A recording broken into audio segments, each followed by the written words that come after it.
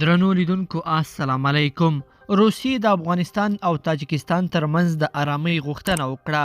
روسیې له افغانستان او تاجکستان څخه غوښتي دي چې په خپلو منځونو کې هر ډول لانجه د دواړو لوریو لپاره د منل شوو لارو څخه هواره کړي. د روسیې دولتي رسنۍ تاس د هغه هیواد د بهرنیو چارو وزارت د ویان الکسی زیاتسوف له قوله راپور ورکړی چې په مسکو په خواشینۍ سره د افغانستان او تاجکستان په اړیکو کې زیاتېدونکي تاوتریخوالی او سرحد ته د دواړو هیوادونو لخوا د قواوو د استول کېدو څارنه کوي. د روسي چارواکي ویلي د طالبانو د سرچینو پر اساس د هغې ډلې په زرګونه ځواکونه تخار ولایت ته چې د تاجکستان سره پوله لري رسېدلي دي. خو له دې سره رویټرز خبري اژانس راپور ورکړی چې د تاجکستان د بهرنیو چارو وزارت او د طالبانو چارواکو تر اوسه د دواړو هیوادونو د لانجو او د سرحدي نظامي تحرکاتو په اړه تبصره نه ده کړې.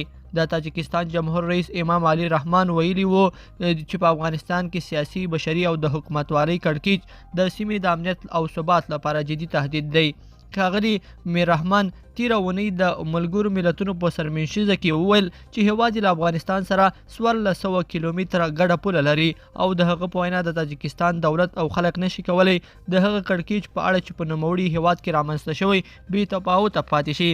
د تاجکستان جمهور رئیس له دې مخکې ویلي وو چې طالبانو کابینه باید په رسمیت نه پیژني او د طالبانو ډلې پر پنجشیر ولایت د برید پر مهال د بشري حقونو په نقض تورنه کړې وه. هغه د ملګرو ملتونو په سرمشریزه کې وویل د افغانستان د سیاسي او امنیتي مشکلاتو د مناسبې هواري لپاره باید په هغه هیواد کې د ټاکنو او د خلکو د ارادې له لارې داسې یو همشموله حکومت جوړ شي چې د ټولو سیاسي ډلو او د ملي او قومي اقلیتونو استازي پکې حضور ولري.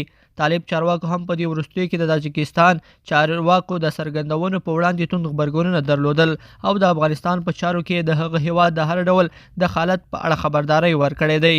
ښاغلي رحمان د ملګرو ملتونو په غونډه کې ویل نه غواړي چې د افغانستان په چارو کې مداخله وکړي، خو زیاته یې کړه چې د هغه هیواد د سیاسي او امنیتي مسایلو د حل لپاره باید ټاکنې ترسره شي.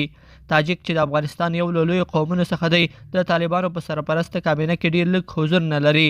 طالبانو پر سرپرسته کابینه لدی چې اکثریت د یو قوم کسان دي او میرمنې پکې نه لیدل کیږي د نړیوالې ټولنې له سخت انتقاد سره مخ شوي دي. تاجکستان چې د روسیې د یو پوځي مرکز کوربه دی په دې وروستیو کې له افغانستان سره په پوله کې په خپلو 2 ولایتونو کې نظامي تمرینونه وکړل. لیدونکو په دې هیله چې دا مطلب به مو تر پایه راسره لیدلی وي. که مو دا ویډیو خوښه شوې ویډیو لایک کړئ د سره او چینل سبسکرایب کړئ. تر بلې ویډیو پورې ښه وخت.